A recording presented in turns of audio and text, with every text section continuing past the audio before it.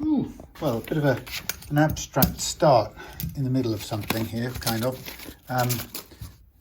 Needing a bit of cleanup, but I'm not going to worry too much about that because, oops, a couple of things I'm going to do. I'm here to, what am I here to do? I'm here, I can get this on, thank you. I'm here to basically start working on that guitar there. So let's just move this other one out of the way for a minute. Hang you up here, sire. Dangle you off there. Come back to you. Yes. So welcome. Well, several things really for me to think about. First of all, today is my birthday. My birthday too, yeah. 58 years there. I seem to think I've been 58 for quite some time, but I am now 58 anyhow. So what we've got here, oh careful, so we have a Squier jazz bass, and this is one of 3 guitars that I picked up the other day from the legend that is Andy Partridge of XTC and other fame as well, working with lots of people over the years.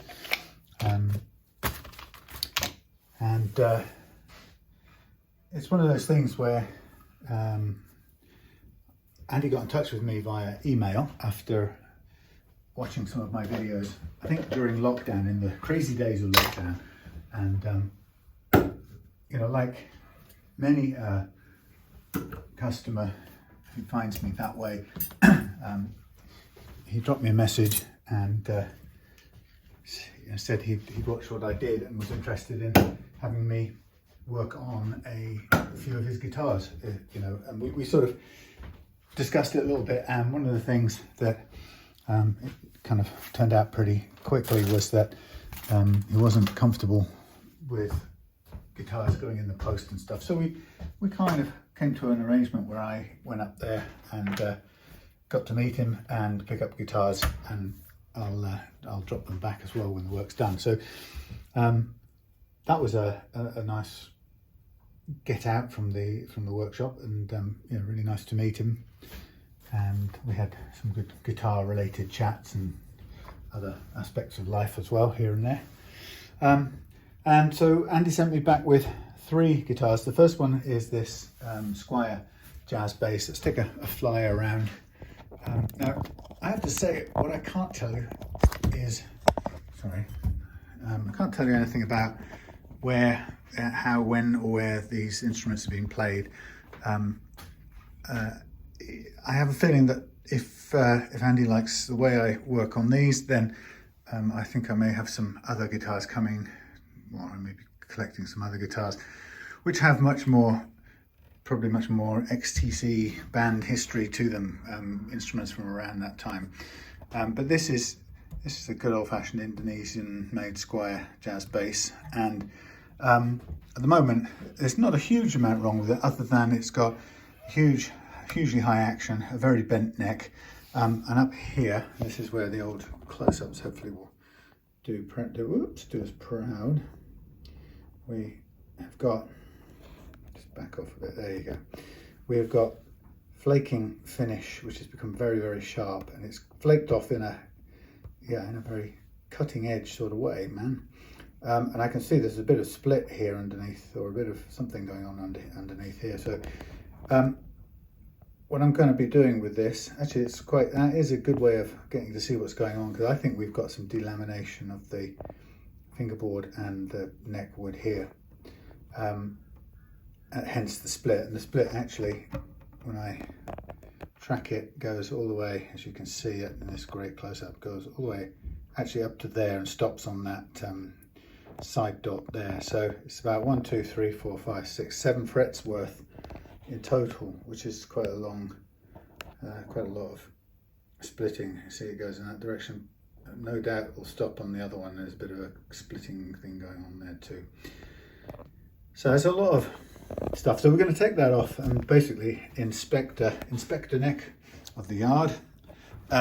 And what I plan to do is sand that back. We're going to need to glue anything that's delaminated. So I need to kind of try and open up any cracks if there are any, so we can see what's what.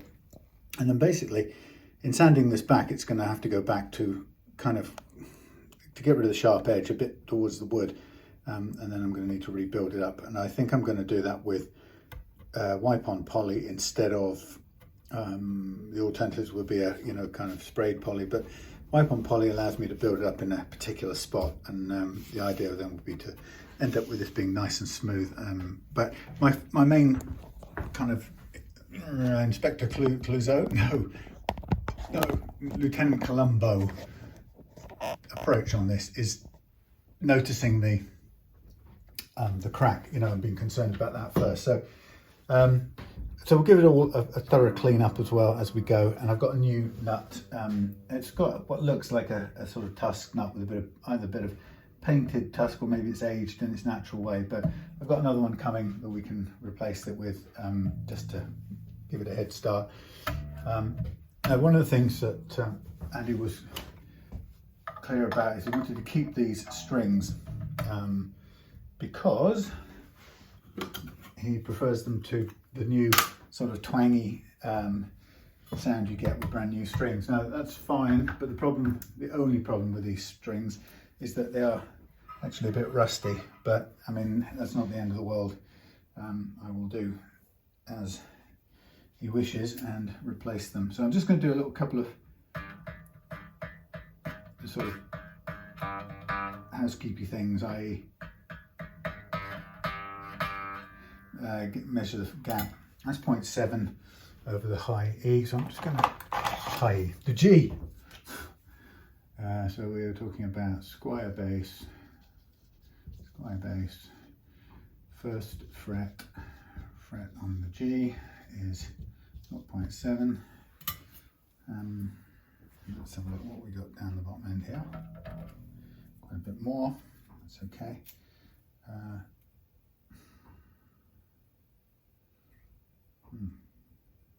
2.5. Okay, that is 70, 95.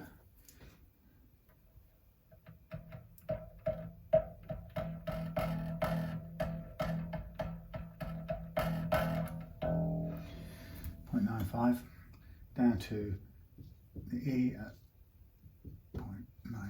Call it 0.9. That's pretty close.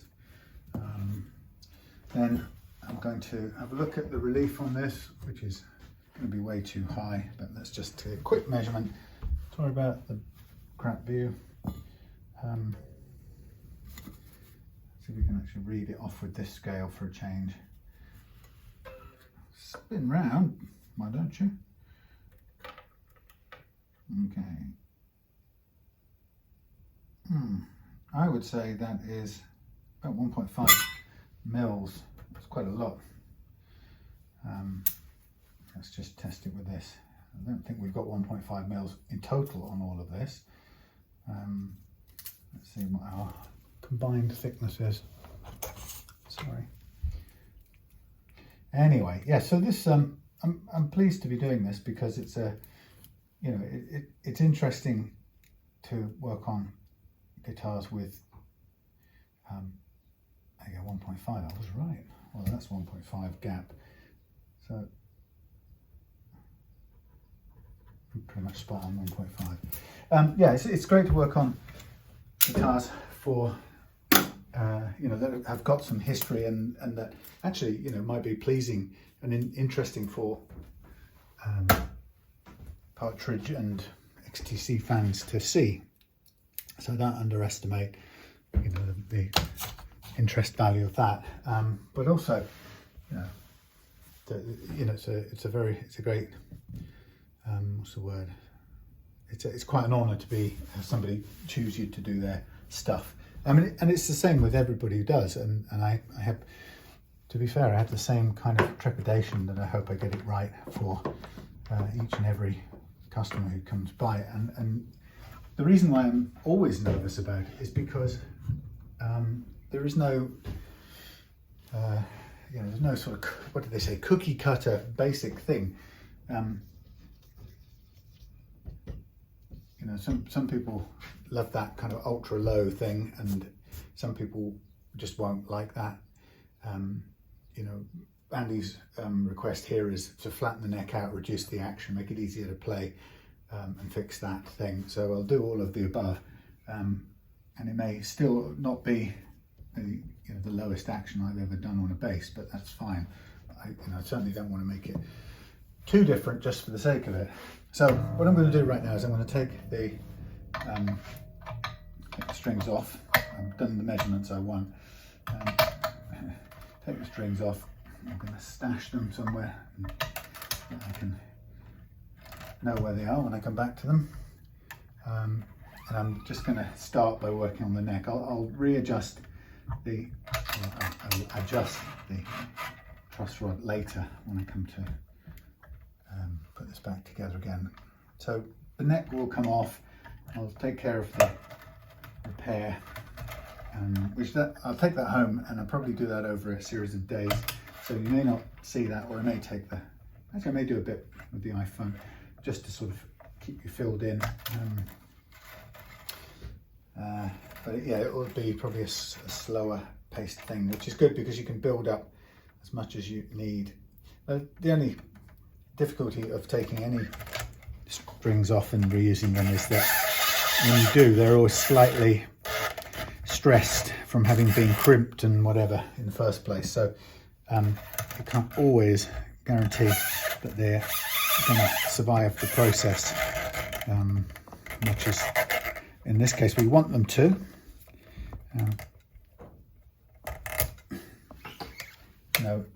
In part we have to stretch out the end bits to get them undone here, but then stretching out the end bits is what in the end weakens the strings. So I'm sort of playing a compromise game.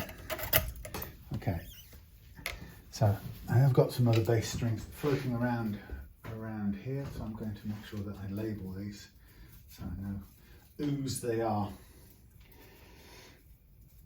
Anyway, so I made a point of checking with Andy that he was cool with me name checking him. You stay on there, so I know where they are. Yeah, made a point of making sure he was comfortable with me name checking him, because it may be that some people want discretion, but he was fine with me mentioning him as the customer. So this is the first of the three. The other two that I've got at the moment are, first one is a Harley Benton custom. There we are, look, we've got a shim on the back of here. Shim on. Harley Benton custom series single cut, and it's a nice one. So that's going to be I was going to say straightforward. It's going to be a relatively simple matter of a good setup with a custom adjustable nut, sort of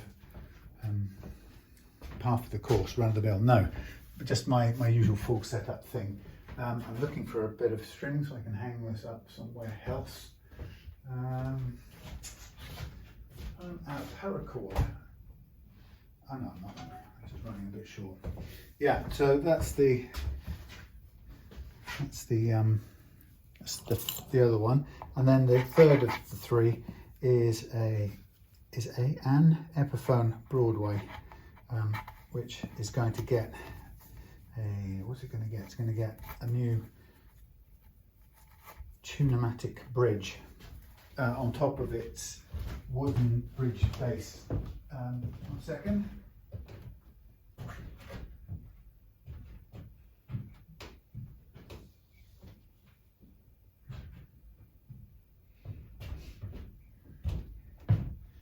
Yeah, so it's basically it's got a movable or a floating bridge, which has been driving Andy mad because it's forever going out of tune or going out of intonation. So we're going to look at changing that, taking the wooden part off the top and replacing it with a where's it gone? Oh, there it is. Yeah, replacing it with a metal tunematic bridge, and then it may still require some we want some lowering of the action, so we may be looking at some reduction of the wooden part of the bridge as well, the base part of the bridge. Okay, so here is this neck. Now we've got a let's have a look. This one and this one. So down this way, what are we looking at? Okay, this way is heel direction. Now we could, for the sake of it, we could stick this to here straight away, and I think it might be a smart idea to do that because otherwise it will get lost. Now to do that, I will tend to find a bit of duct tape and we'll stick that using that, and that adds a tiny bit of lift to it. I mean, it's a little thicker than, obviously it makes the shim a tiny bit thicker anyway, but it's quite useful because if you remember, we've got to go upwards with that neck. We're going to reduce the action, so we've got to bring the action down, so a little bit of a kick up at the end doesn't hurt anyway. I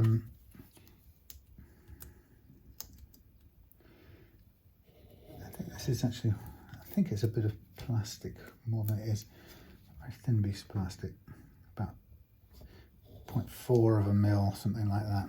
Anyway, so the next bit is going to be a little bit difficult to see because it's such a fine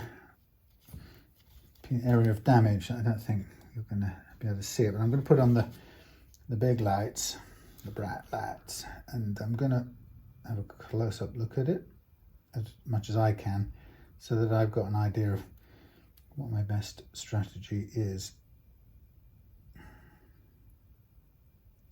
Now, the reason I'm putting this back on now is because I just don't really want to run the risk of losing it as we go throughout. I mean, it's not the biggest thing, we could easily replace it, but let's just get it on here for now, like this. Okay, so we can be confident that's going to stay where we put it. Okay, let's get the bright lights on. So being my birthday today, absolutely nothing lined up to do other than, uh-oh, what happened to my lights? Let me turn them on. What am I doing? Turn this on, and we get, radio comes on in a minute. Right, yeah, nothing planned other than just relaxing. Okay, now I'm looking down here and we definitely have got some delamination that's gone on here. And the problem is I'm not really going to be able to get it to reveal itself anymore. What's caused it, I don't know. I suspect it's a case of something's hit this, or it's taken a fall of some kind, and whatever the forces involved caused a little split to happen exactly along the line of the fingerboard. The only thing I can hope to do with it right now is to wick in some glue. See if I've got some very thin, various different glues knocking around. That looks pretty thin. Yeah, the only thing we can really do is wick in some glue and just hope that helps. I don't think it's going to, it doesn't look like it's kind of capable of coming apart, and there's no way to make it, you know, I could attempt to bend the neck one way or another, but I'm not entirely sure it will make an awful lot of difference. Let's have a look and see if we can get a bit of back bow on this neck first of all, and that may give us a chance of opening the crack up a little bit. It's kind of, it all depends on how you imagine it's going to behave. So I'm just tightening the truss rod right now. It's interesting because I need to make sure this works, because we're going to have to counter some of that curvature anyway. Okay, that's a hefty back bow. Very good. Right, so that has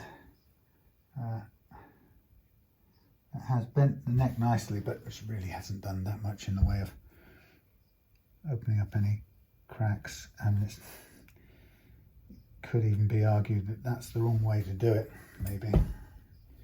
Difficult to say. It's a guess. Let's try see if it looks and feels any different in the other position, and if it's a one-way truss rod, then we're only going to get it to go straight, nothing else. If it's a two-way one, it may positively go in the other direction. I think it's just a counterclockwise to slack on this one, I have a feeling. If I keep going, I'll just end up taking the adjuster off. Yeah, I think that's where it's at. Right, so I don't actually think there's that much in it. If we go this way, I don't think we're really going to get any significant bend out of it that we can do anything with. It's really hard to see. I think all I'm going to be able to do is just get some glue into it now. Now, it doesn't really matter at this moment in time if that glue goes in a little bit spilly, because how do we get this open? Because oh, that's great. That's always the way. Get more of it on yourself than anywhere else. Yeah, because we're going to sand back, so you don't have to worry too much about spillage, other than what I just did all over my hand. Okay. So, I don't know how well you can see that. So I'm just going to try and just get it to sink into there. Actually, that appears to be going in quite some. Whoops, that's gone a little bit down the fretboard. Start again. So the first stuff seemed to go in pretty well there. So I know that it goes all the way down to here. So I'm going to just add a little bit all the way down.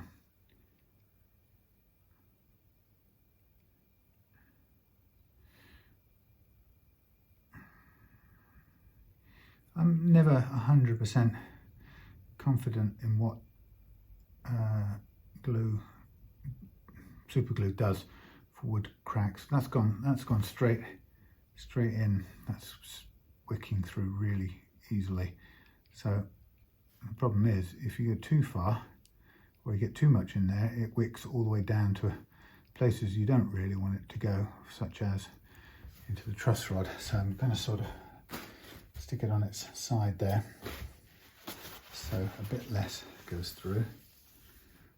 Wipe it back a bit. Now what I'll also do, I'm going to sand back a little bit, and then what I'll do is I'll put some less wicky glue on there that won't penetrate quite so fast. Problem is, there's no real clamping you can do, because it's at slack. You might as well just fill in the gaps if you can. Right, so I've got some 400 grit here, which is quite light. So I'm just going to lightly go over the area, and I'm just running it to as far as the dots where I know the cracks go from and to. Okay. So So then I've got what's now a smoother thing. I mean, it may even be doable with just super glue. I mean, that sometimes super glue does come to a very clean finish, a very glassy finish if you get it right. And a lot of repairs, finish repairs, are done with super glue. Right, that's now a bit too much on there. So I'm laying this stuff on now, and it's thicker. And I'm going to try and get this into the crack. A bit of a push going on.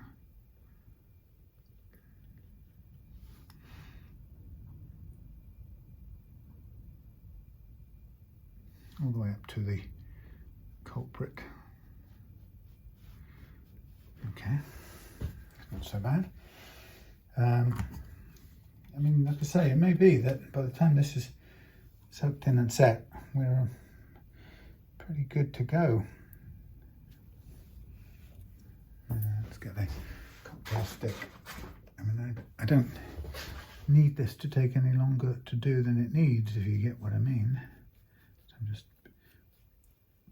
pushing this around to spread it out a bit. I saw something on YouTube just a little bit earlier about, I'd forgotten that Peter Jackson is doing a Get Back Beatles film.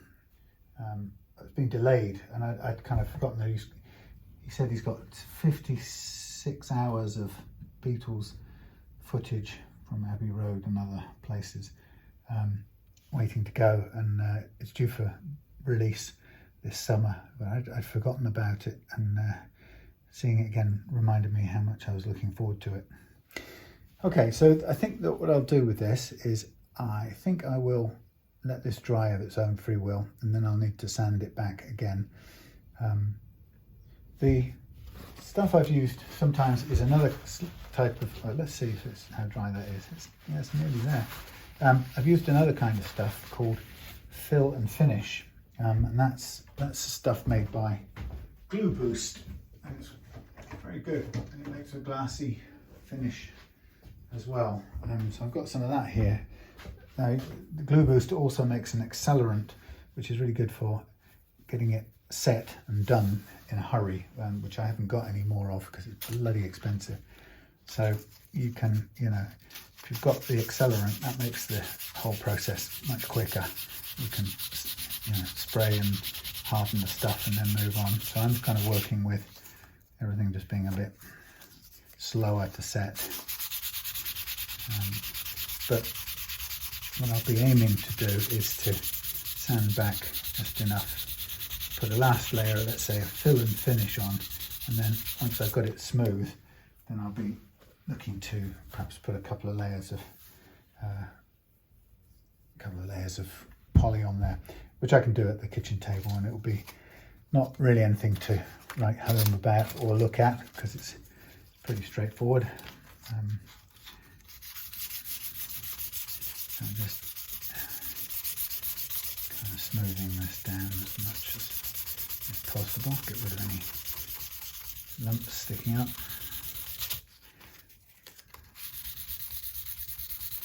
Yeah, so who knows, that I'm kind of looking forward to that. Not that I haven't seen kind of loads of Beatles materials over the years, but you can sort of always fancy a bit more.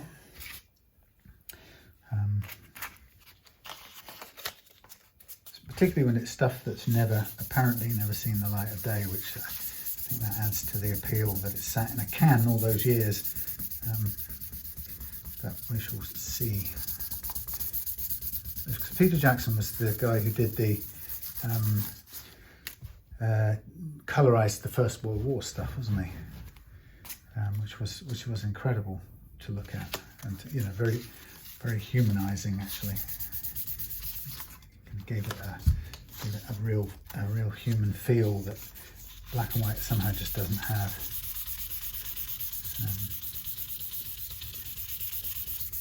There's also there is another video online that I found a while back called, I think it's the Secret Film of D-Day. I'm not even sure that's the correct name, but something secret, the lost reel of D-Day or something like that. It sounds pretty click-tastic actually, but it's quite incredible that it takes some of the scenes that we've all seen before, you know, the kind of landing on the Normandy beaches and all that stuff, and it's still all black and white, unlike the Peter Jackson stuff. But what somebody has done is they've done that frame rate stabilization thing, which has either filled in and made kind of new in between frames, or has done some pretty amazing treatment, and so that what you get is a thing that has a frame motion rate. I don't know if that's the right word, but you know how black and white films feel clunky and jumpy and whatever, but you know, you immediately can tell they're from that old days. Well, this treatment makes it look like it's video shot in the Falklands by comparison, and suddenly that treatment makes it incredibly real. There could be people in your neighbourhood landing on the beaches of Normandy, and to bring it to that sort of immediate treatment, I was very impressed with it. The other thing that piece of film also does is it lingers, or it's extended the seams. From what you forget is that in a lot of these kind of well-known clips of the D-Day landings and stuff, the ones that keep getting trotted out, it's probably because they're easy to license or whatever. You know, you get them from the BFI or something, and because of that, everybody just uses and reuses them endlessly. I think that's as smooth as we need to get. I think we just need to put poly on there now. Yeah, so it's instead of the kind of ones we're used to seeing, which are that standard length, because they've been, you know, everybody sort of used and goes to the same clip and reuses it without really asking, oh, is there a longer one or whatever. The people who made this missing film or lost reel of D-Day or whatever it's called, with that special treatment, have also used the original reels from which those most familiar newsreel clips that we've all seen were taken, and so they're much longer. So there's one in particular of the soldiers kind of bumping in that boat as it comes towards the beach, and we, from our camera vantage point, can see the French houses on the beach front sort of coming towards us, but of course the soldiers are hiding behind the metal ramp, you know, taking shelter from the incoming fire. So we have the sort of luxury, privileged view, and they can't see it. Okay, I'm just looking here. I wonder if there's a bit of flaking here. No, it's not. It's okay. I thought there might be breaking on the end. No, that's good. Right, so I'll give you a quick close-up look if I can. So here we have, where's the 12th fret thing? Okay, so the 12th fret was the site of the damage. I don't know how well you can see it. You can see I've taken the sheen off it because I've sanded it back, but I've also filled it with glue, and now it's flush, smooth. There's no more sharp edge, and all I'm going to do now is build up the finish in all of that area there, so that we just get a nice glossy finish. We could probably actually just buff this up right now as it is, and it would probably shine. It's you know, there's enough material, finish, lacquer all around here to buff up again, but you know, I think we'll do it properly, and we'll add a bit more to the whole mix so we can get as good a nicer a shine out of it as possible. Right, so that's going to go home with me. So I'm going to stop that right now. There's nothing else just a second to do with the guitar. The more interesting stuff will be when I put the neck back on, we'll buff out the repair, and that will come out nice and shiny. We'll clean everything over. Everything's got a bit of a patina of age on it. I think what I'll do is I think I'll go for replacing the nut. It's lacquered in here pretty well. Actually no, I'm going to go on the if it's not broke don't fix it principle. It is fitted in here very well, so I'd have to break this finish seal I haven't got the nut just now, so that would mean I would need to wait. If I was going to change it, I'd need to wait until I got the nut and do it. So I can do it separately, there's no rush. So I'll concentrate on this bit first. I think everything else could do with a good clean up, and to that end, taking off the tuners to get a good clean up run at the headstock isn't a bad idea. So what I'm going to do is I'm going to put the important bits of this guitar into one of these boxes so I know where everything is, and we'll take out the tuners. I suppose I better put you back to the normal zoom. So we'll take these off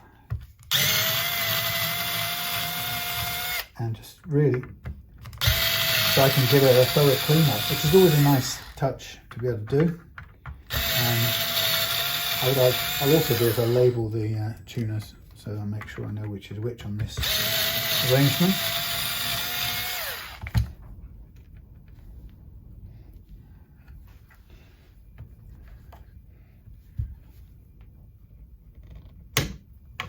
It's got some goo in there. Wow, load of old crud from polishing days. I don't think I actually very successfully get that. I don't want to bash those out, so I may well not take the ferrules out on this in this case, but I will stick a note as to the tuner on here. Ow. E.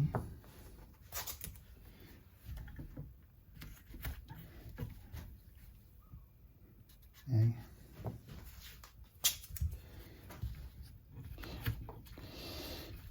D. And then G.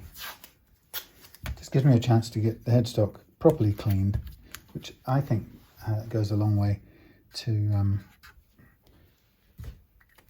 feeling like a clean and fresh guitar. There are obviously some of Andy's guitars that won't feel right to do that to.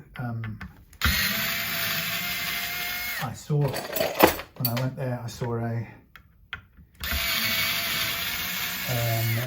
what was it? It was a Martin, probably an early 70s Martin or late 70s Martin acoustic, and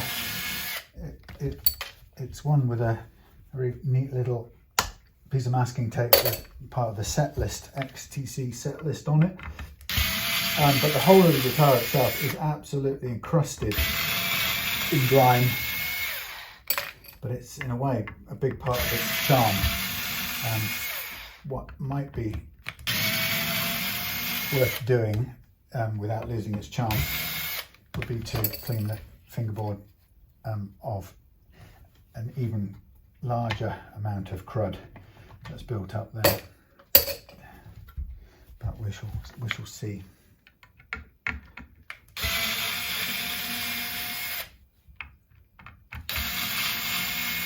I mean, I guess some people would think that, that grime adds to the richness and warmth of the tone. It may be the case. I'm a sort of, personally, I kind of like the idea of starting from clean and fresh wherever possible. But that's a personal thing. Let's just cut back this little puckered load of wood sticking out.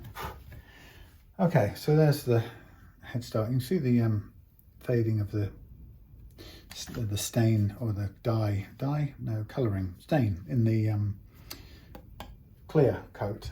Obviously, it's a tinted lacquer, which helps to give it a bit of an aged look. So what I'm going to do, and I'll probably continue off camera, I'll just start it right now, is I'm going to use some of this secret sauce stuff, and it's a stupid shaped bottle. It's the worst shaped bottle I've ever come across. You need to be able to store it upside down to be able to ever get any out of it, and then you get too much. Yeah, it's a sort of last level scratch remover cream, which it's not particularly good at scratch removal, but it's a great last minute polish up, refresh polish up, and it really does lift off the surface layer of grime. It's kind of, in principle, like a teacup for guitars, but it's much finer than teacup, and it doesn't leave a sort of swirl of any kind. But it's, you know, where you have an oldish neck like this, you can, where you can actually feel the dirt, you know, this just builds up from sitting on a hanger. And I hate to say this, but a lot of it is fly poo. There's little tiny black dots that you'll find all over your old guitars that have been hanging up for a long time, and this fly poo makes these little liquid black blobs, and they eventually, you can feel them, they're little crusty bumps. Anyway, so this stuff is great for removing them, and I think we should just get everything nice and fresh. So even with hardly any of it, and it gets rid of the sort of watermarks, as they're called, little sort of stains, patterns. And you get a really nice fresh look. So that's what was going on this week, going up to meet with Andy and pick these guitars up in Swindon. As well as that, I've been talking with a customer about making a couple more Trekkies. Just today, a little earlier, I just finished, pretty much, almost finished, the chest set I'm making for Ian up in Glasgow. It's not really a guitar project as such, but it will have a Morris logo on it for cuteness sake. Now what I'm going to do here is, where I've used this cream here, I'm going to, before I put any finish on there, I will wipe that down with a wet cloth as well. I just wanted to use the cream just to take off the grungy stuff. Now what I'm also going to do is I'm going to use the cream to go down this fretboard with a very, very light amount. It's just enough to be able to make an impression, really. Because that will help get some of the baked on grime, including the fly poops, which are now coming off these. I think when it comes to doing the frets, I may, if I don't need to do any leveling, which is usually in the case of basses, we can get a good action improvement without leveling. But if I don't need to level, but I still want to liven up the frets, then we might just do a Dremel polish out, buffing compound and a little Dremel wheel, just to get the frets up to a nice shine, liven them up. I'm sort of hitting them as I'm going now with the cream, so I'm taking a bit of a top layer of grime off the frets as well. There's a little puckering right up here. There's a little bit of what could be cracking waiting to happen, or already happened.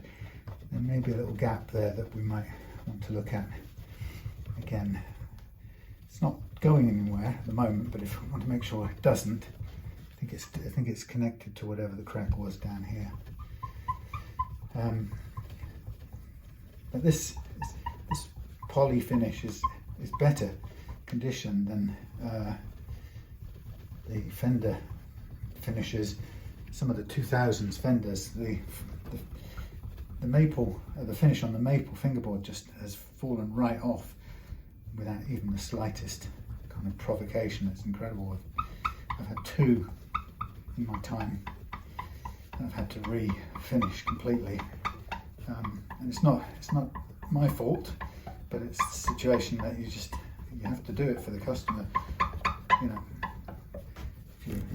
it can happen if you use a bit of masking tape, which most guitars can withstand comfortably, but certain Fender finishes, the clear coat just did not adhere strongly enough to the wood, with the result that it came off, which is it came off in big flakes, so I ended up having to refinish. Okay, so I can see everything's looking really clean and shiny. I can see a couple of little hints here where there's a tiny bit of cracking. I don't think really we can do anything for those. If we put stuff on top of them, I think what we'll end up with is blobs of stuff that we can't really sand back flat. So given that I don't think any of them, there's a little crack down there, for example. Short of a refinish, I think we'll just concentrate on this dangerous edge, because the fingerboard condition has never bothered Andy so far. But, you know, I am aware, or I can see there is some kind of stripy cracking going on. A little one coming out of the corner of that marker, fret marker. And then there's a few here right on the edge, and then there's some just inside of the edge, which will eventually crack, and the fingerboard, the finish will eventually come off. So what I'm going to do is I'm just going to get some water on this towel, the kitchen towel. I'm just going to wipe down this edge here where I'm going to refinish, so it's clean of any of that cream stuff. Rub it back. So that's now ready to finish. As I say, I can't really, it's not in a position to fix these very edge things, and I think, you know, when you're up here you don't feel them, but you know, it is a weakness in this finish. You can feel the striations along here, so you know, eventually it will crack and flake off, which is kind of partly what it did here, but that was to do with delamination of the fingerboard. Anyway, okay, look, that's a good start. I'll take that home with me shortly. Meanwhile, I'll go off and do a few more things, and we'll come back to Andy's precision jazz bass shortly. It'll seem like only moments ago. Thanks for watching. See you in a minute. Hello there. Back for the next bit of this. I did the polying this neck yesterday, so now I'm at a stage where I'd like to gently sand it back, followed by a little bit of a buffing. So I'm going to use some very light thingamajigs. What am I calling them? Sandpapers.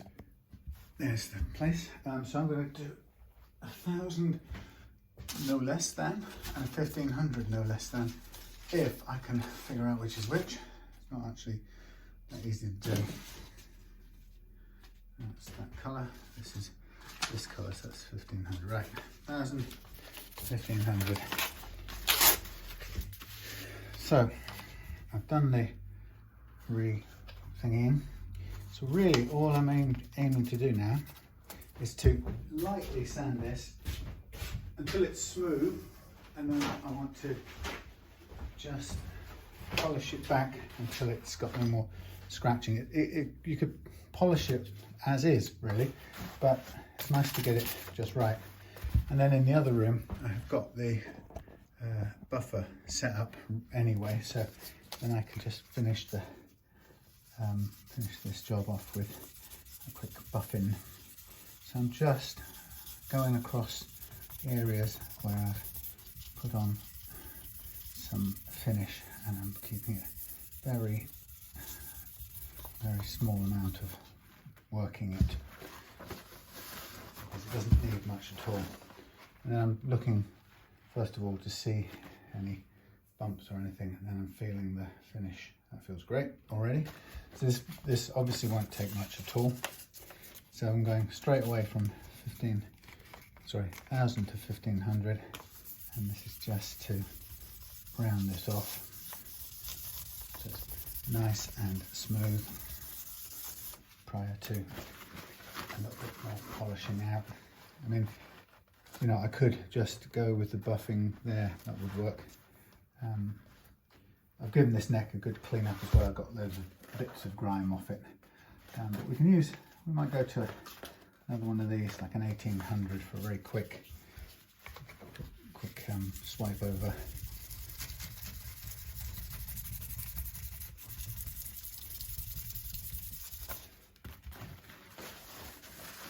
I think really we could buff from there, just feeling it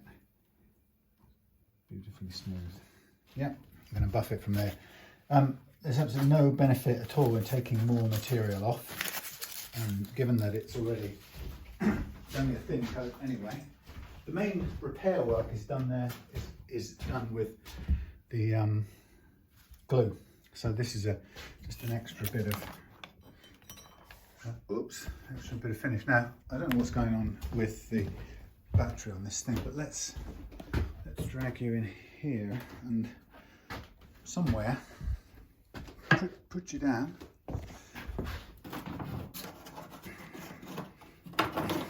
So that we can just get a video of this process, which is not exactly that thrillingly exciting, but since we're recording anyway. And here is the neck.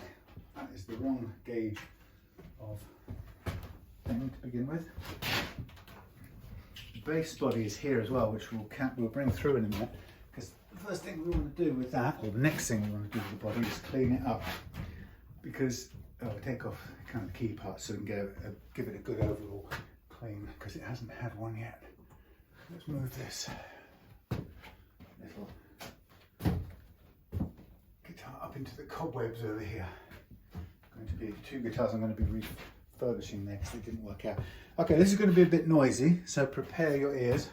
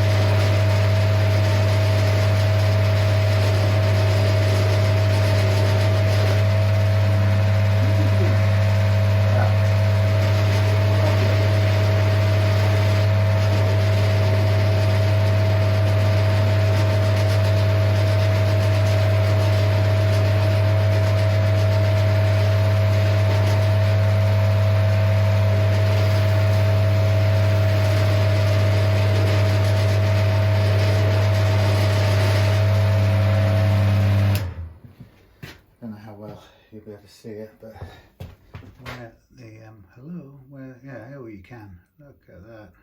You'd never know, would you? Right, one more little go with the last second grade of buffing wheel.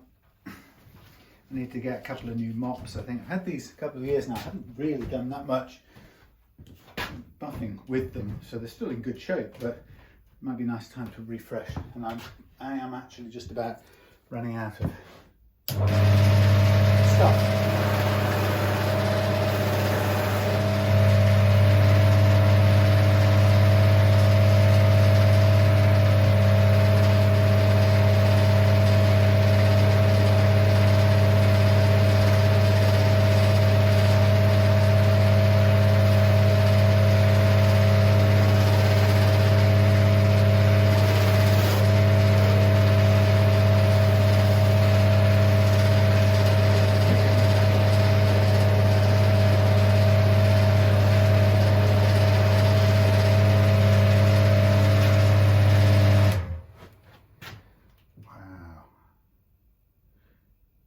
Well,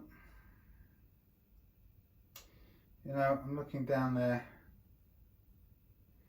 and you can sort of see the tiny trace of that original crack. It's almost impossible to fill it, because I think the danger was that it was continuing to drink glue. So I obviously had to make a decision at some point not to chuck any more in there, otherwise we had the risk of clogging up the truss rod. But anyway, it's for now it has totally got rid of the sharp bits that were in danger of cutting Andy's fingers, and I just polish off the buffing compound that got onto the fretboard there. So this is now the neck. I would say is pretty much ready to go back on. I what I will do now is bring out the body.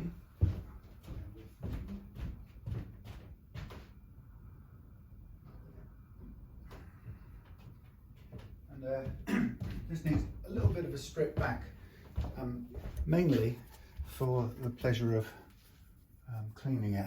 Now I haven't got any zoom out shots here, I'm afraid. I didn't bring the Sony back up, but if I just work from here, that's okay.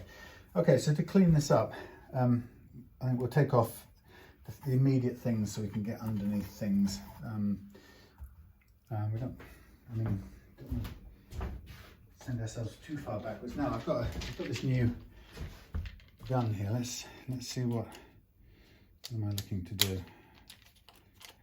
How do I tell it which one to put in here? Okay, let's try that one.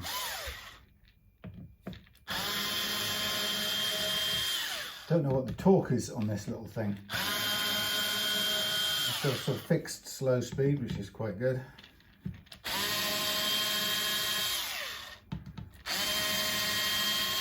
I'm going to take off the bridge as well. Get a good clean underneath it. So since the neck is now so nice and clean, we might as well take care of the rest as much as possible. I mean, this isn't a historic guitar that you'd want to particularly preserve the grime on it. It's one that could definitely benefit from a clean up. I mean, it's one that we could put in the, theoretically you could put it in the, right through the buffer, but it doesn't really need it. What this will benefit from is the clean up with this stuff. Well, yeah, and the reason I say that is because to put it through the buffer would require taking absolutely everything out, and that would be a major pain actually. So what I'm doing here, by the way, is I'm just trying out this amazing system of a whole bunch of relatively unnecessary screwdriver heads. It's sort of a nice idea. I'm not sure how well it's going to work for me in practice, but we'll see. I'm absolutely presuming that we can do something to change the contents of this barrel, because if not, by the time they get a bit chewed, does that mean the screwdrivers had it? Well, that wouldn't be such a good idea.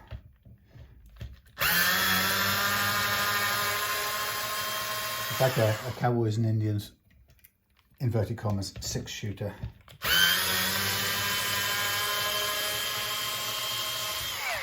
Okay, and there we have the ground that we would expect to find under there.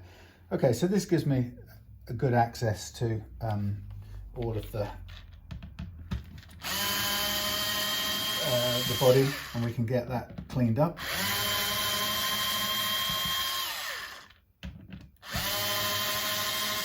I won't necessarily bore you to death with all of that. I'll just start it off now. We'll have a fresh bit of rag for the clean up, and we'll have an older bit for the putting on the secret sauce. I should have again probably stood that on its head for a while. It's good stuff this, but I cannot for the life of me understand the logic of the guy who put it in a tall thin bottle like this. It falls over at every opportunity, but not only that, it's very difficult to get any to come out. So it's just going to be a load of this. All right, so I will leave you imagining how boring this is. I know it's fun because it's cleaning it up, and then I'll come back when it's polished out, and we'll put the neck back on and put clean the tunes and put them on. So I'll see you in a minute. I know it's a bit of a wide angle, but you have to forgive me for this one. Right, so everything cleaned up, everything back on. Excuse me, it looks like a different creature. So it gives me no great pleasure to put whole strings on, but I understand why Andy wants them. They have a tone that would take quite a while to get if you started out with fresh new strings and you had to play them in long enough to take the brightness out of them, so I do understand that whole point there. So I'm just going to attach these little thingies. Doing it by hand, so it's actually there's too much on here. So let's clip off a little bit of this.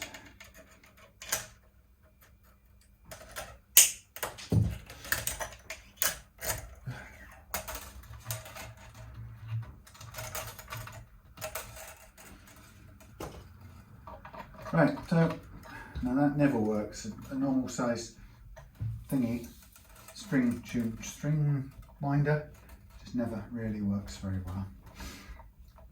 So I tend to go one post past the string hole as my wind on length, so only one post distance. So that's why I cut that extra little bit off. I made the decision to keep with this existing nut because it's not broke, and the tusk basically doesn't make a nut to fit this guitar. I've bought a precision bass nut from Tusk, or let's put it another way. The bass nuts that Tusk has available include the precision bass, or custom made for the Fender precision bass.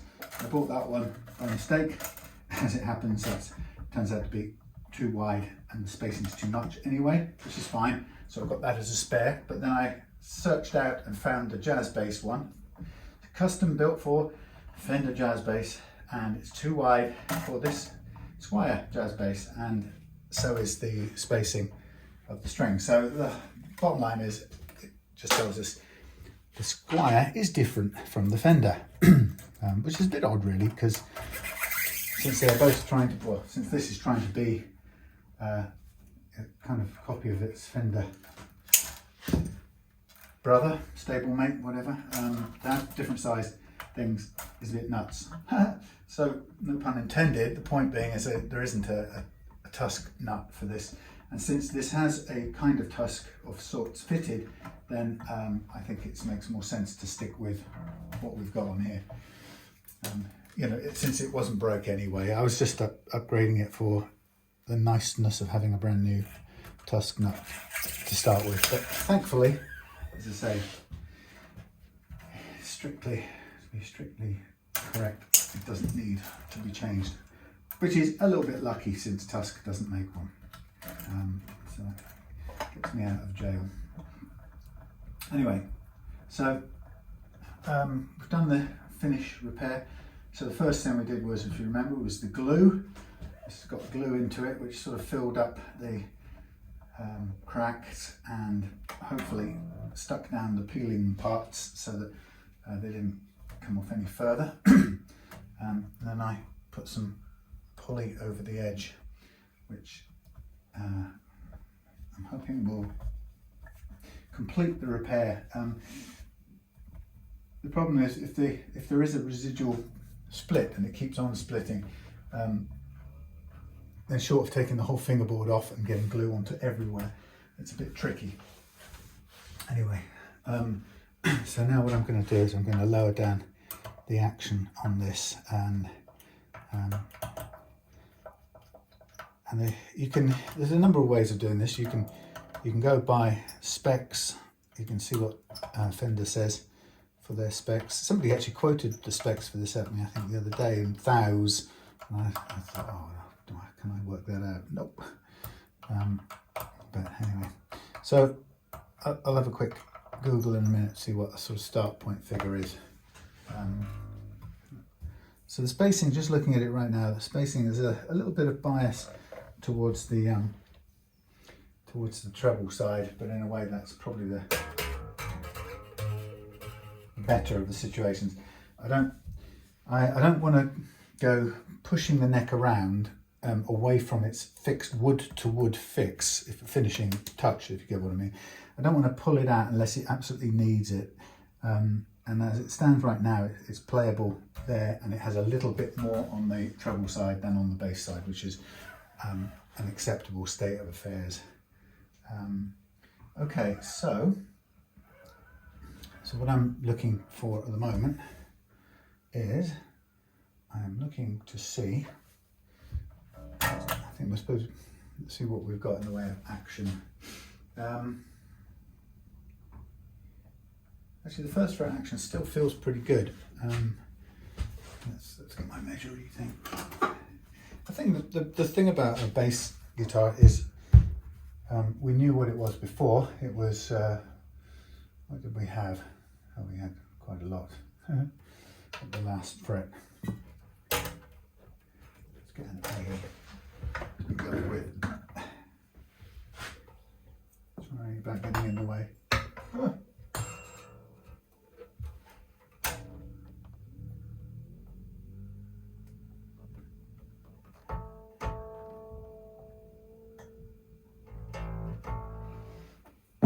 Okay, so what's kind of difficult to get this tuned up.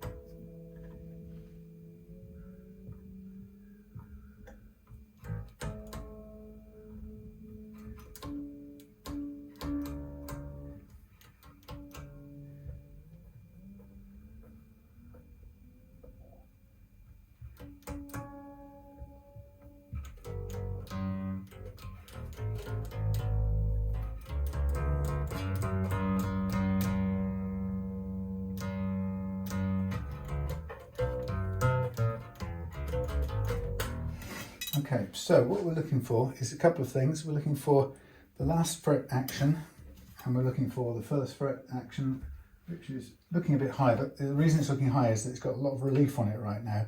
So we're on 3 and 3 both sides, so that's too high, but we're currently got too much relief. So I'm checking that with coupling the first string on the first fret, holding down the last fret, and we've got a huge amount of relief. So we need to now dial that out. Now we started with completely slack, which we know was allowed the strings to pull far too much relief into this very thin, relatively thin, delicate neck. So you can tell that the bass string loading is going to pull that into a curve pretty quickly. So now we're going to have to sort of work quite hard to counter that with a fair bit of truss rod tension. So this is where you get to test your nerve when it comes to making truss rod adjustments. So now I've got much better. Okie dokie. So now I'm going to go down on the action, which will come down anyway. So now that's looking at, that's now making 2 on the bass side and 2 on the treble side. So let's see how far we can go just for fun. See if we can go to 1.5 and still have it play really well. Just as an experiment, really. Okay, just over 1.5. Drop this one down. In keeping. Oh, I forgot to order for my guitar. I forgot to order some ultra short grub screws. I wanted them for the saddles on mine because I don't like it when they're sticking up too tall. So I'm we're getting in at about 1.5 now, just over 1.5, a tiny bit down on this one, so we're not far off where I want to be. Get the A again.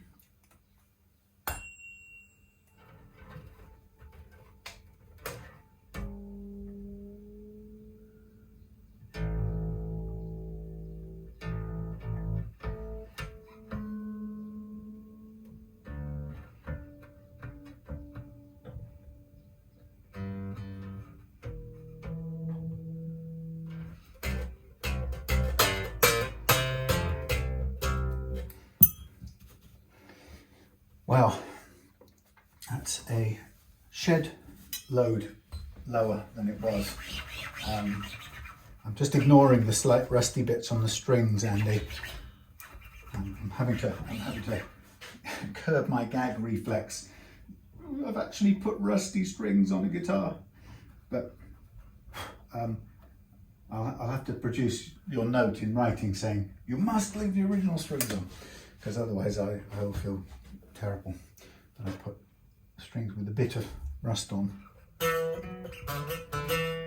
Okay, so that is a little bit too low then.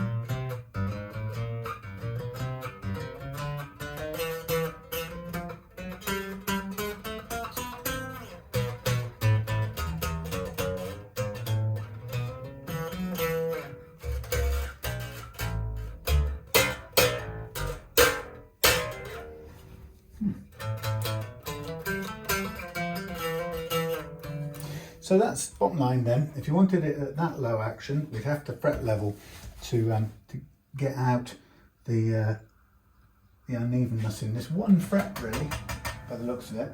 And you know, what is it, 1.5 millimeters? I mean, that's not far off an electric guitar as it stands. So that's a little, well, it's 1.75, so it's about half a millimeter higher than an electric 6-string I would have.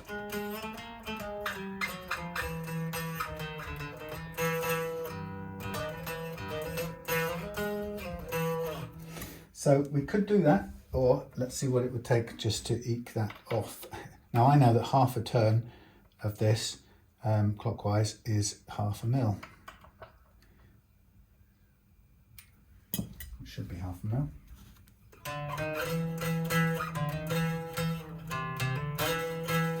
Now you see that's still got it in there, and that would now be about 2 millimeters. It's still pretty low.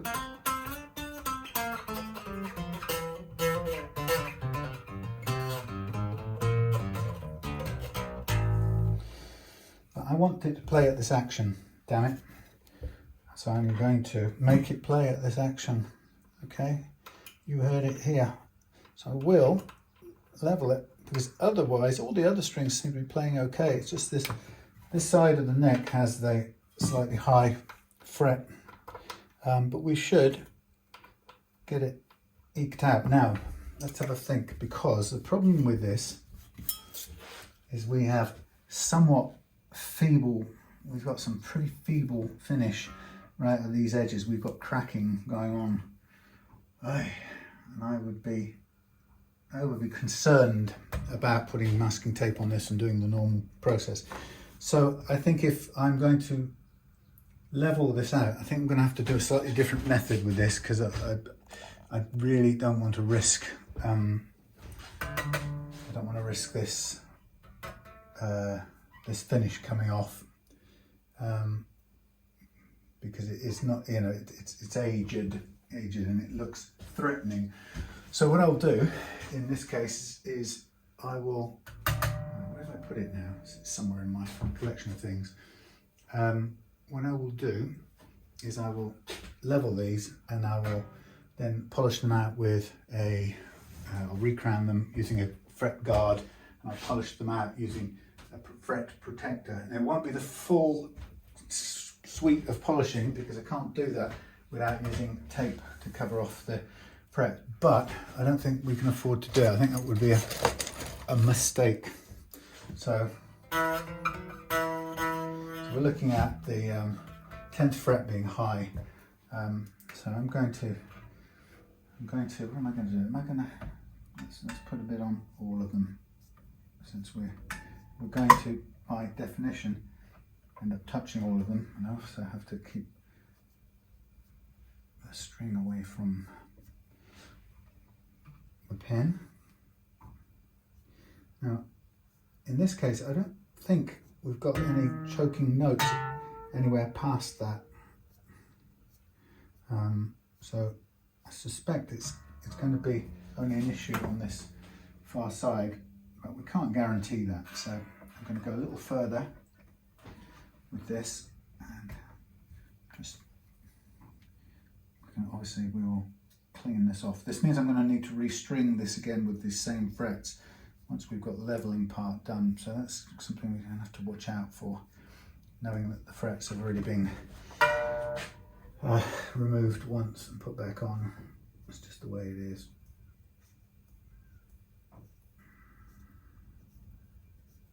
I'll do some more tests of notes up here, but I think it's only on the far side.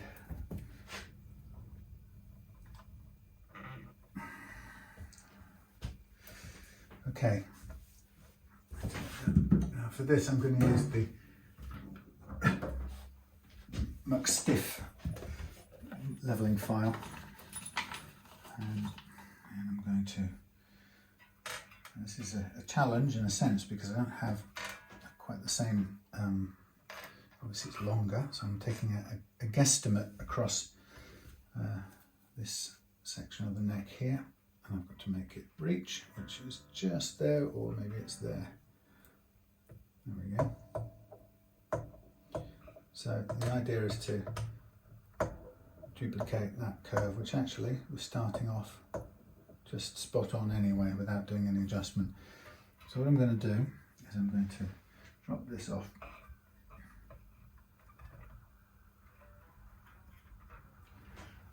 Use my string spreader still, it was just about worth it. Actually I need something a bit bigger on this kit in this case. So I'm going to use another block of rubber from somewhere. Hello, there you are.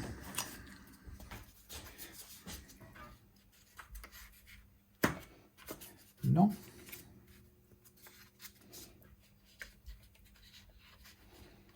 Not quite get it as far as you need it to go.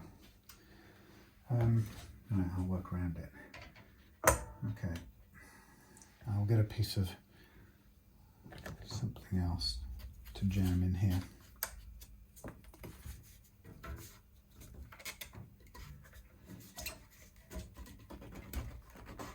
There we go. So I'm just now starting the leveling process, and I'm expecting to see fret 10, I think I said it was, cutting up quite a bit, and lo and behold, fret 10 is definitely high, and it's the only one really, or the major one, main one cutting up. The others I'm just giving them sort of a kissing, a little bit of a kissing, and 10 is definitely getting the full treatment here.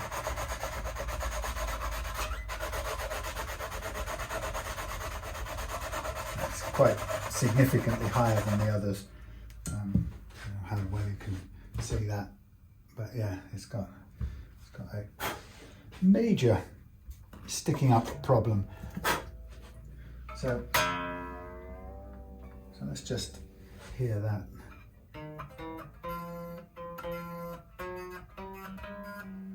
Put it up this way.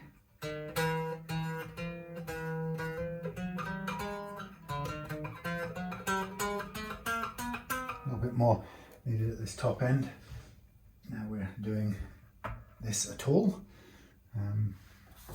See if I can do it with these two now.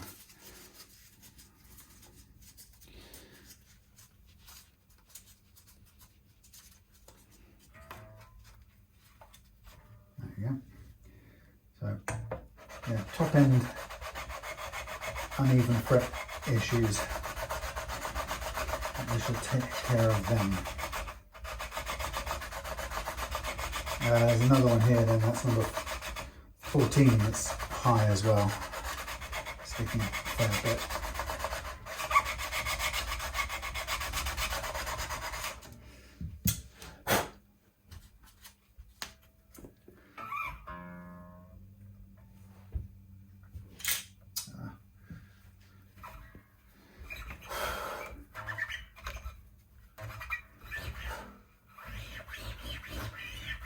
Yeah, not confident in that fretboard finish. Almost there, that's pretty good. Since I'm doing it, let's get these last few sorted. It's going well. Yeah, I think those last few are uneven. You can see how much it's cut into 10 and 14. So it's got quite a bit of work to have done there. And that's the old thing about the neck being uneven under load. So it's not a smooth curve, especially when it's under such heavy compression as this neck is. It's actually taken quite a bit of material to get this level. If you like a very high action, or you can tolerate it, of course you can lift your string action above the problems.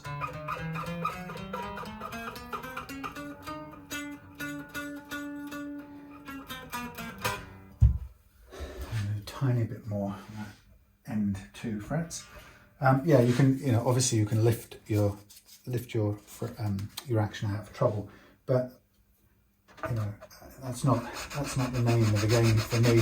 The name of the game is to make this comply with the way I want to play it, not be forced to do it the other way around, play it the way that the frets permit me. Okay, so that last fret is quite significantly high as well. Should have cleared that out now.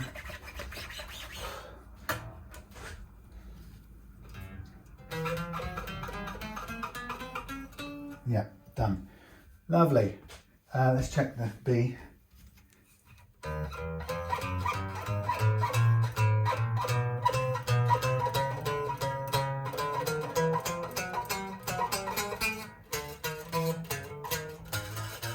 Yeah, so we'll go across the whole lot on this, I'm afraid, just to get it's pretty good everywhere except the top part of the neck needs that extra work. So we shall do it. That's what the leveling process is all about. Now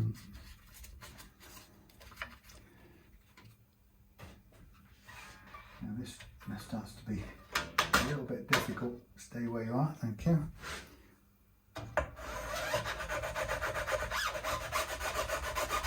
So I expect to see the same frets really tracking high as we go across. I would sort of expect that. So number 10, number 14. Sometimes it does level out as you go across. Eventually you get to an even spot.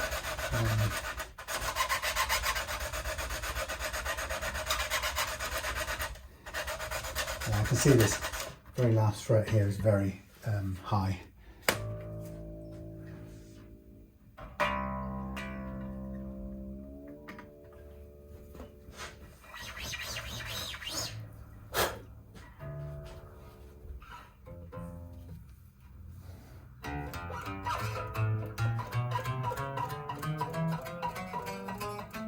That's pretty good. Bit more to do on the bass strings now, get them to comply. I wish I had a smaller one of these. Just would this block of wood do the business for me? Yes, it will. Now, I haven't drawn marker pen over here for the time being, but I sort of already know which the problem frets are, so really I can just continue across now, knowing where I've got to pay the attention. It is mainly at this top end, as we've seen.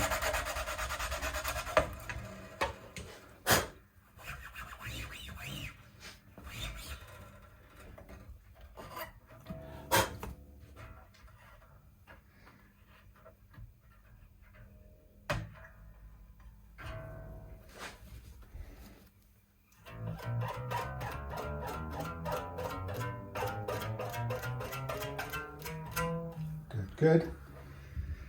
And finally, the low E.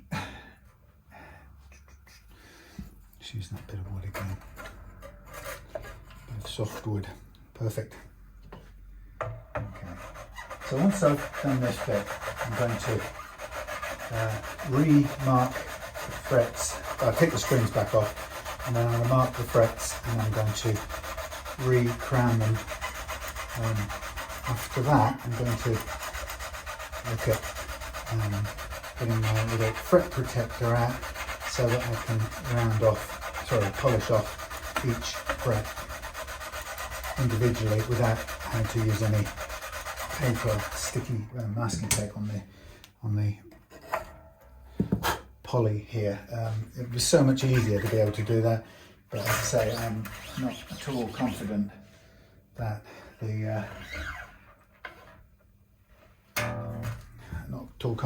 that some of these edges will survive if I do that. And the last thing I want to have to do then is go and completely strip it all and finish it all, refinish it.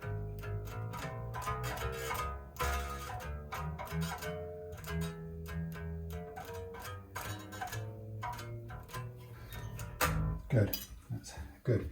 All right, so that's what we needed to do to get that where it needs to be.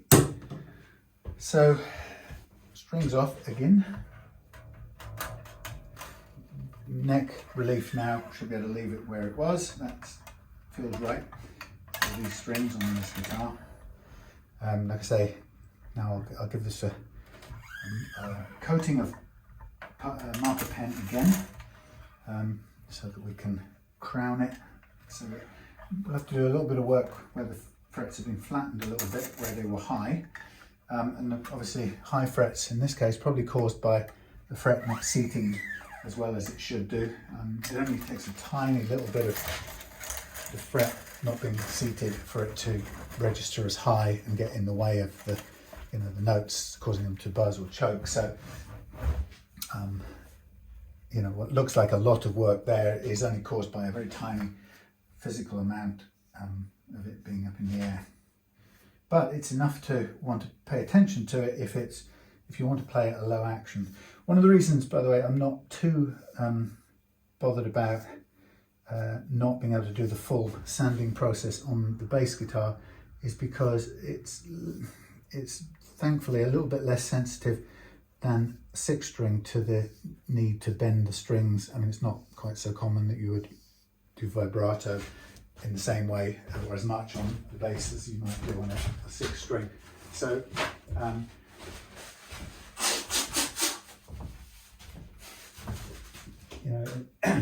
it's not such a big issue if it's not completely mirror smooth, which we don't really have an option to have it mirror smooth.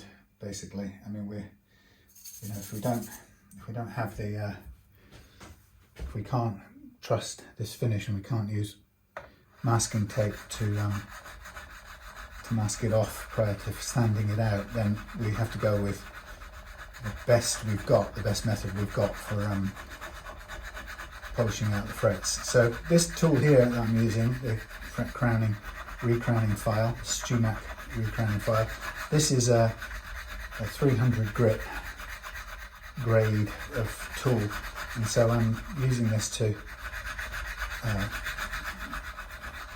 reinstate, if you like, a sort of curved shape to a flattened fret. And this is actually probably the most flattened fret of the lot, funnily enough, because it was the highest one.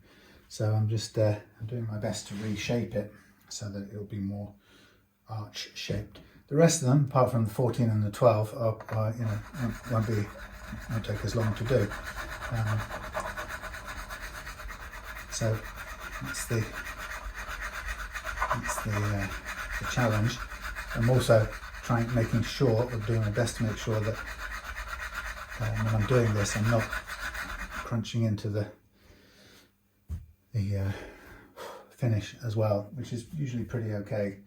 It's usually, you can do it without hitting.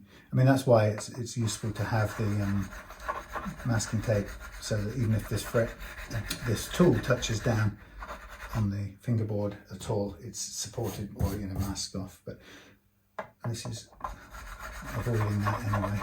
So you can see that there's only a couple of the frets where I have to do much work, and I'm conscious of the ends of the frets here, which are the weak areas too. So I'm just being careful. The problem with this neck is that due to its age, it is heading into that period of time where it's likely that the finish is going to crack and come off at some point. And the question is it now, followed by now is the time I have to either redo it or refret the neck, whichever gives the best finish, or is it a later date? Hopefully it's a later date. Otherwise it just becomes expensive, you know.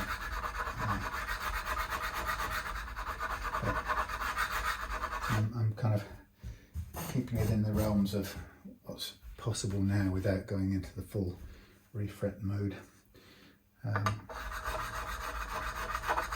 But yeah, the constraint is the condition and cracking of the fingerboard itself, of the finish on the fingerboard, and there's no real way around that. You're just having to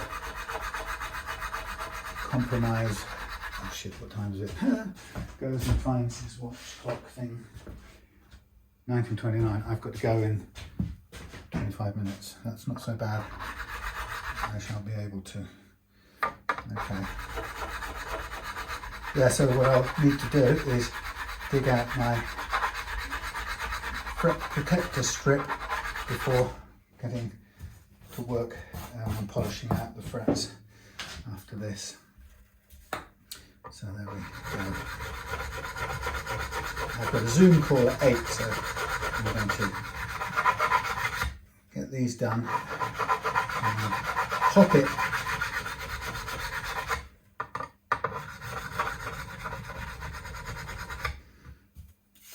What I'm doing here is in between frets, I'm just cleaning the diamond coated diamond particles of this material so they don't get gunged up. It seems to keep it cutting better for longer, or well for longer.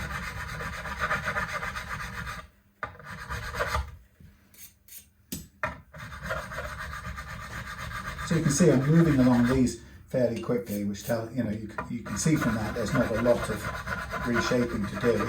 It's I put the top ones that has there's been a lot of leveling taken place, so it's always a good this bit is always a good confirmation. With whiz over these, it means you've barely touched it with the leveling process. So the one that's the challenge still is right at the end here. I'm just going to have another quick go at this one with the different edge of the tool.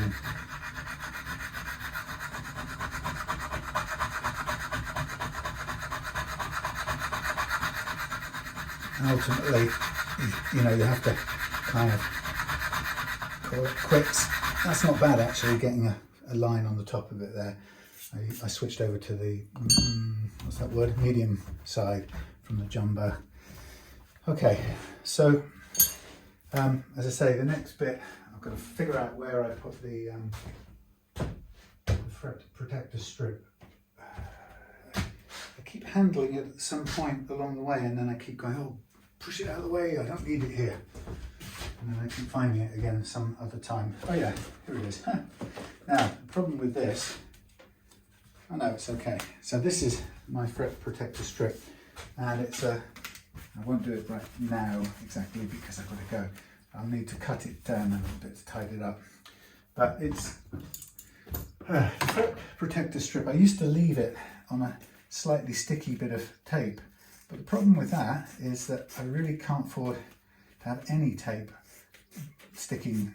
If I don't want masking tape to touch these frets, then I also don't want Gorilla tape. So I've sort of basically given myself a skirt that I can hold it down and work on. I didn't do this with it because I wouldn't get low enough on top of the fret, because this material or the metal would get in the way. So the idea will be that I'm going to use this to polish the frets off, and I'm going to do it with typically I'll use a couple of grades of that stuff known as fret rubbers.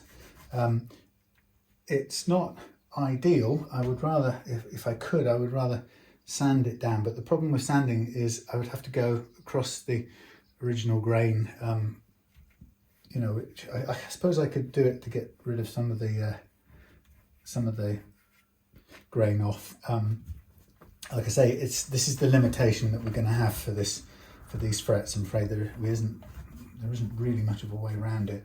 We've got them level now. The next stage will be to get them as polished as we can, given the constraints of this splitting fingerboard, which I don't want to fall apart and provide us with another complete fresh job from scratch. Okay, right, well I'm going to have to probably leave this paused, but that's what I'm going to do, and then I shall see you after that. I've done the fret polishing with the fret rubbers, and like I said, it's not as brilliant as normal, but it's the best I can do without risking any damage to the finish, and we ain't going to risk that considering how much we put into getting it right in the first place and fixing it. So at this point in times, this moment in time, I'm going to now do up the strings again, and we're pretty much there. We just need to check the intonation, double check the action, and make any tweaks we need.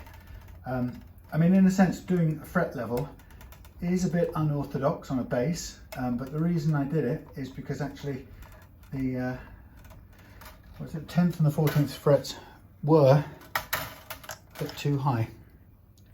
What's happened here? This is set down on its bark side. Yeah, they were too high, so it needed doing. Right, this is going to obviously bend a fair bit more.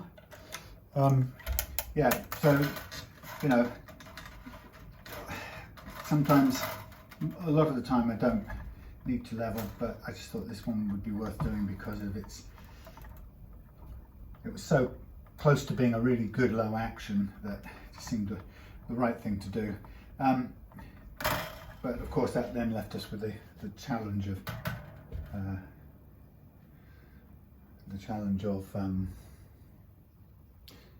this has all changed. I wonder if this is wobbled. Oh well, let's put it under load and see what happens. Yeah, so it was a bit of a challenge because of the fact that I couldn't do the regular sort of sand out, but hey. So I think what I'm going to see is that with the strings off, this neck changes shape considerably, and as we tighten it up, you'll see how much difference it is. So very dynamic because of the sheer amount of loading that's going on to it. And that's, I guess, a standard thing with bass necks that are quite two-piece, really, like this one, and very slender. This is quite a slim little thing, and it's obviously it's going to bend a lot under load.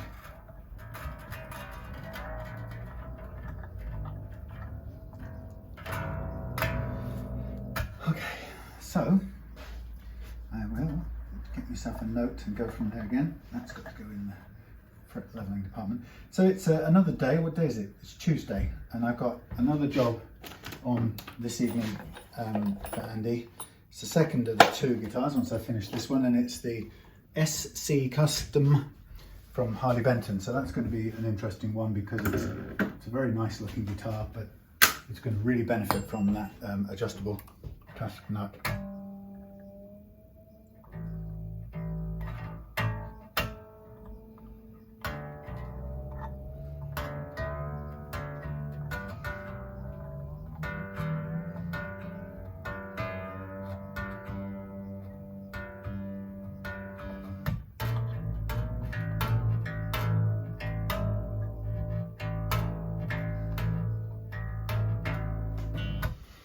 So yeah, by the time we put the thing loading on the strings, they're now lifted up back to that nice low action.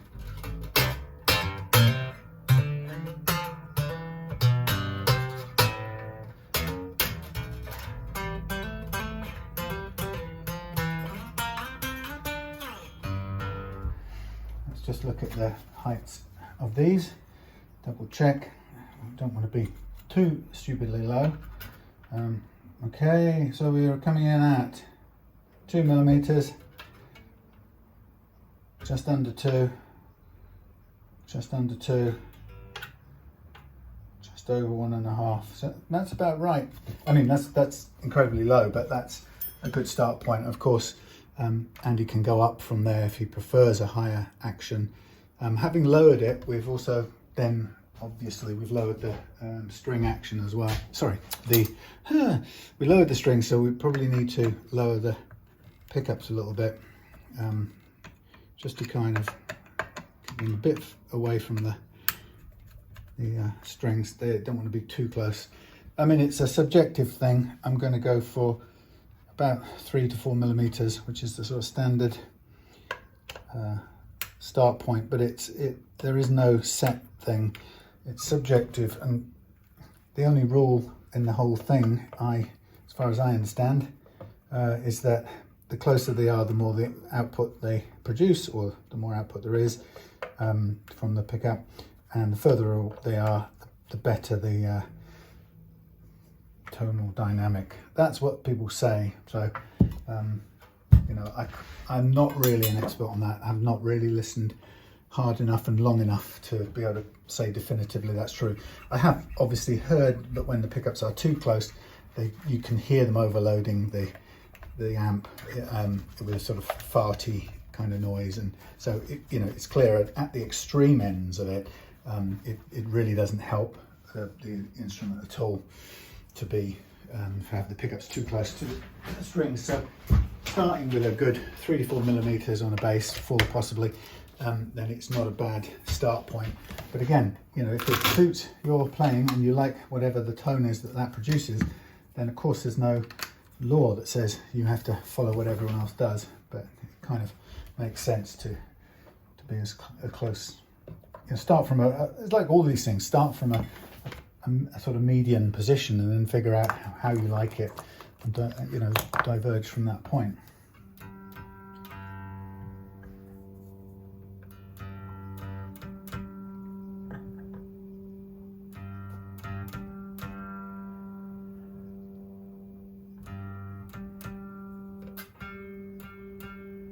So I say that's just a fraction sharp, as in short. So what I'm going to do, and that's not a surprise really, I'm going to bring the saddle back a little bit longer, and once I've got it back longer, I'm going to then reposition everything else off that, using that as a sort of reference point.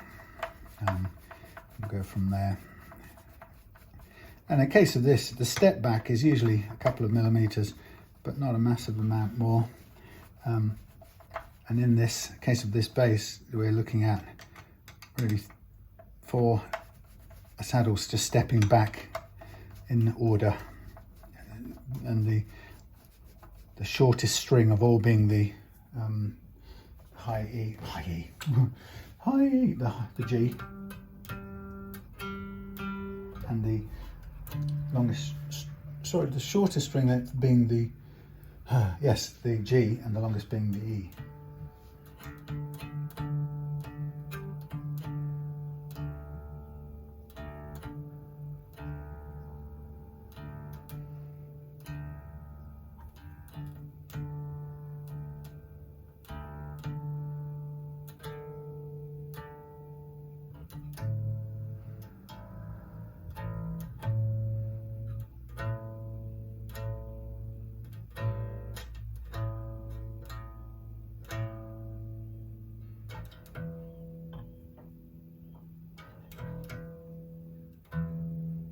Yep, that's good.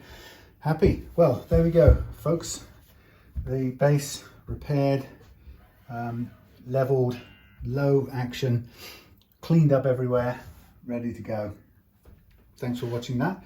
See you in a minute if you stick around for the that thing called the Harley Benton SC Custom, which I've got in my padded bag there, but I will switch this off and restart it in a moment.